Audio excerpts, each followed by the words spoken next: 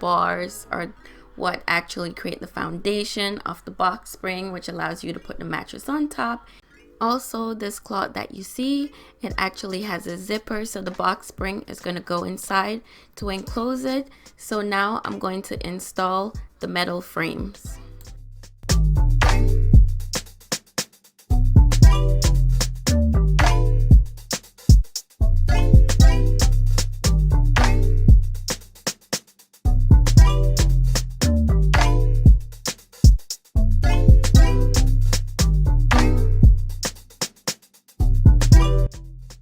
So the box spring is put together.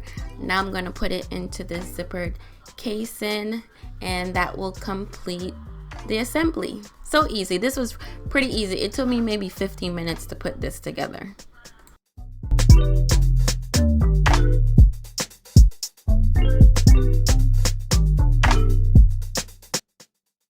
This is it. This is what the box spring looks like put together. So now I'm going to do the other box spring, but you guys, this was like the easiest thing I've ever put together.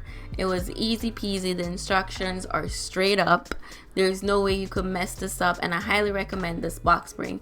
It comes in twin, full, queen, king. I don't remember if it comes in California king. Isn't that the same? No, it's not. California king is a lot longer, but this is like the best bed box spring I've ever seen, and this is gonna last forever. So this is the mattress that I purchased on Wayfair. I should have done the unboxing, but this is pretty much it. It is so comfortable. I highly recommend it. I will link it in the description box, but it's so soft.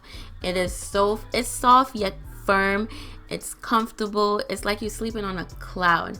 As you can see, my daughter loves it, but I'm pretty much happy with it. I didn't want to show you guys too much of the room because of course I'm doing a little makeover, so at least you see a little glimpse of it.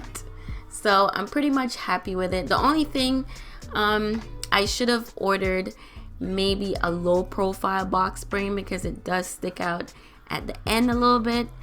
Is something I just learned that. So of course, if you don't want your mattress to stick out, it's better if you get the low profile. It also comes in the low profile box spring, but once I put a blanket over the end, you won't see that. I'm pretty much happy with this. I hope you guys enjoyed this video. I see you on the next one. Stay safe, be well, bye.